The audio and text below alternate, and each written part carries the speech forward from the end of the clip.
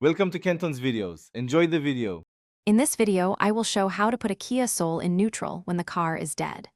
Begin by engaging the parking brake and ensuring the vehicle is stable, then remove the shift bezel carefully to expose the shift lock release. Press the release while moving the shifter into neutral, using steady pressure and a flashlight for visibility. Replace the bezel and test the shifter gently before towing or pushing the car. Start by checking for any remaining power by turning the ignition to accessory, then open the center console trim with a flat tool. Find the small cover over the shift lock mechanism near the shifter base and remove it to expose the manual release slot. Use a screwdriver or key to depress the release while pulling the shifter into neutral, keeping consistent pressure and ensuring no debris falls into the mechanism afterward.